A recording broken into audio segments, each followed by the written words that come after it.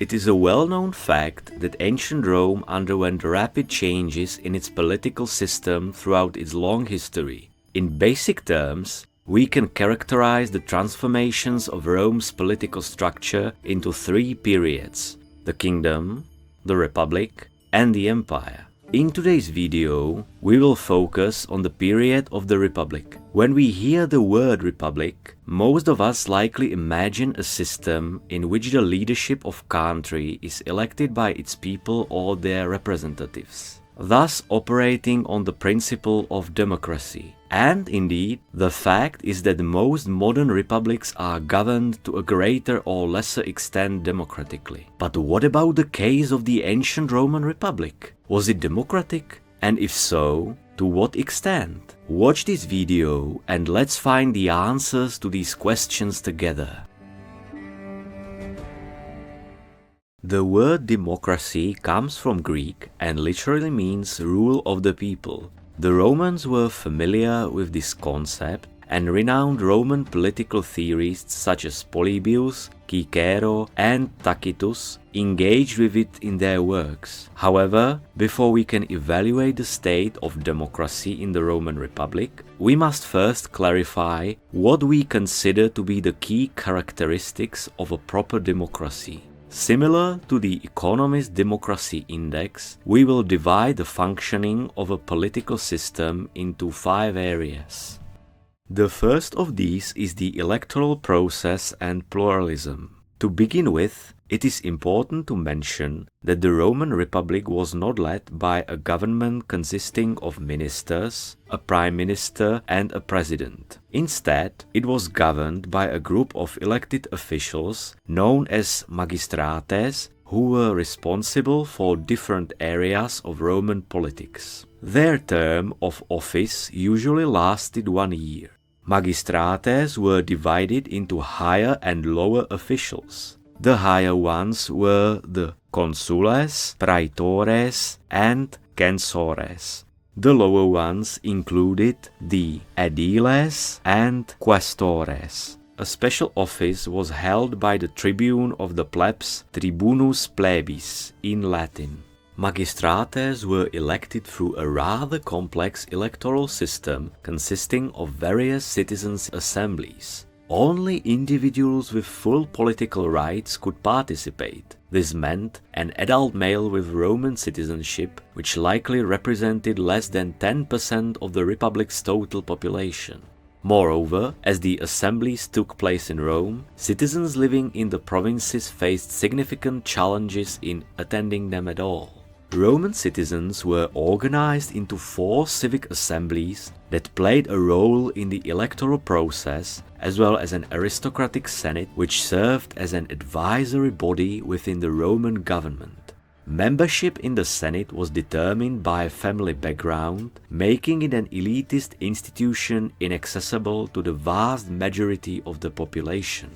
The Curiate Assembly was an ancient but mostly ceremonial body throughout much of the Republic period. It was divided according to so-called curiae, which were kinship groups from early Rome. Its primary function was to ratify imperium, a ceremonial confirmation of executive power for consules and praetores. Lower-ranking magistrates were elected by the tribal assembly. Roman citizens in this assembly were divided into 35 tribes, which functioned similarly to administrative districts. The majority, 31 of these tribes, were rural, predominantly composed of wealthy landowners. Voting took place on a 1 vote per tribe basis. This meant that for the urban population, particularly the poor citizens, it was practically impossible to influence the assembly's decisions, including the election of magistrates. The most important electoral and legislative body of the Republic was the Centuriate Assembly. Here, praetores, consules, and censores were elected. However, this was also the most unequal and thus the most undemocratic of all the assemblies. Citizens were divided into 193 centuries based on wealth, and the weight of each vote depended on this classification. The votes of the wealthier centuries carried significantly greater influence. The final assembly was the plebeian assembly, which was composed exclusively of citizens of plebeian common origin. This assembly served as a safeguard for democracy in the Roman Republic, as it elected its own plebeian aediles, but more importantly, the crucial political figure of the tribune of the plebs. The tribune had the power to veto any proposed law. Surely, this deserves some bonus points for Roman democracy, doesn't it? Yet, as we can see, the electoral process of the Roman Republic cannot, with a clear mind, be considered democratic in any real sense. The voting system was highly unequal, disadvantaging the less wealthy while favoring the rich and noble. Political pluralism was also virtually non-existent, as Rome had no political parties. As a result, Roman citizens often had little idea whom they were truly voting for, and were frequently swayed by empty promises made by persuasive politicians. Yes, it is true that the Roman politics had two broad factions, the populares, who sought the support of the common people, and the more aristocratic optimates. However, it is crucial to recognize that these were not organized political parties in the modern sense. And even if they had been, the choice would have been limited to just two options. The next area is civil rights, a topic we have already touched upon in the previous section. In this category, ancient Roman democracy fails miserably. An overwhelming majority of the population had no civil rights at all and were classified as peregrini, meaning foreigners. Unlike citizens, peregrini could be subjected to torture during criminal investigations or as a form of punishment. They could also be executed without trial by a Roman magistrate or provincial governor, and, unlike citizens, they had no right to appeal to a court. Apart from Latin peregrini, they were also prohibited from marrying Roman citizens. After their death, all accumulated property could legally be confiscated by the state, as they had no guaranteed inheritance rights. However, despite certain restrictions, peregrini were still allowed, like citizens, to move freely within Roman territory and engage in trade and contractual agreements. Besides the peregrini, there was also a large number of slaves in the Roman Republic who did not even have these basic rights. They were not allowed to move freely, and their lives depended entirely on their masters. Agriculture slaves in particular faced extremely harsh conditions. Another aspect to consider is women's rights. Women could be Roman citizens, but they did not participate in political life. They were neither allowed to vote nor stand for any political office. Their status improved towards the end of the Republic as they gained the right to manage and inherit property, which, considering the realities of the ancient world, was a relatively progressive step. In terms of freedom of speech, Rome during the Republican period was, by ancient standards, relatively liberal, at least on paper. Criticism of political opponents was common among ruling officials and senators, but it could also be dangerous, as Rome had a lese majesty law under which individuals could face property-related penalties or exile. Ordinary people could express their views in the forum, but in practice, criticizing those in power was highly risky. It always depended on who and when you criticized. When assessing civil rights, it must be acknowledged that life in the Roman Republic was far from just, consequently at odds with democratic principles. Full civil rights were granted only to a minority of the population, and an even smaller fraction had any real influence on the functioning of the Republic.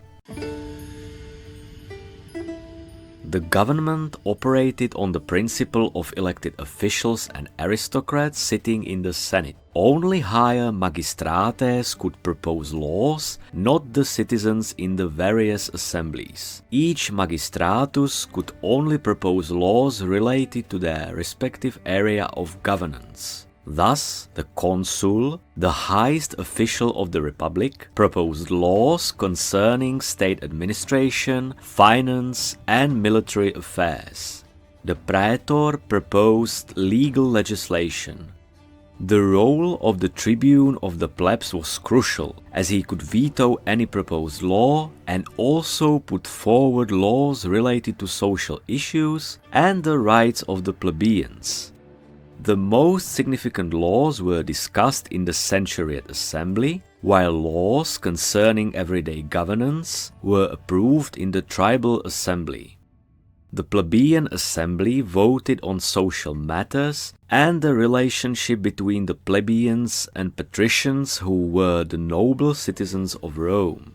From 287 BC, the decisions of this assembly held the legal weight of actual laws. The Senate also indirectly influenced the legislative process by issuing resolutions which, although not legally binding, carried significant political weight.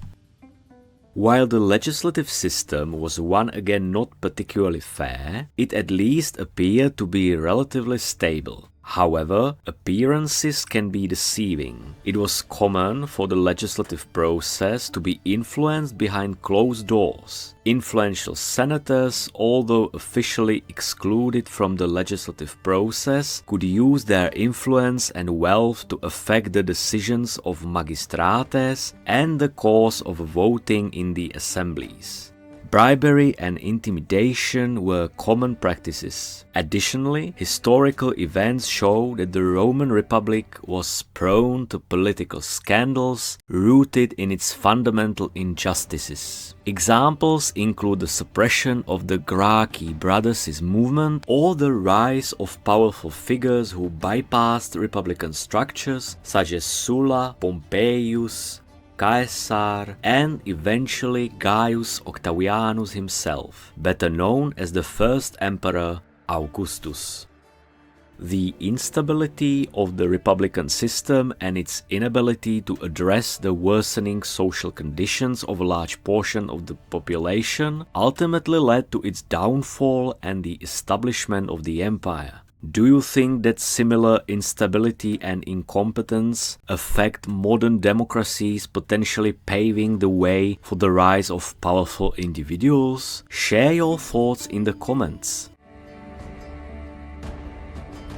The majority of the population was politically inactive, as they had no rights to participate in elections or voting at all. The physical attendance of citizens at the assemblies was also likely low, as those living outside Rome often could not afford such an expensive journey to the capital solely for the purpose of voting. Another portion of citizens refrained from voting due to a lack of motivation, as elections were often manipulated and tended to favor the aristocratic and oligarchic elites. It can be assumed that out of the hundreds of thousands of eligible voters across the Republic, only a few tens of thousands typically participated in the elections, which is not a particularly good result for Roman democracy. It can be stated that the level of political culture in the Roman Republic steadily declined with its gradual development.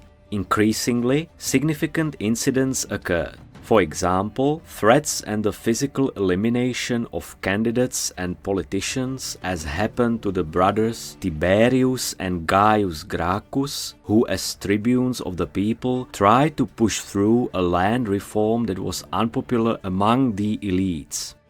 Another example is the rise of the dictator Sulla, who seized power in the Republic and persecuted and tyrannized his political opponents, and also the Catilinarian conspiracy, where a politician who failed in the elections attempted to overthrow the elected consules and seize power by force.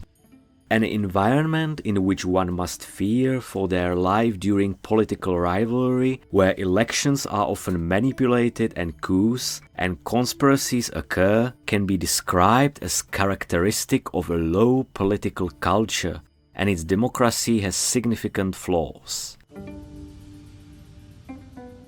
In these 5 areas, we have identified both the strengths and weaknesses of the democracy of the Roman Republic.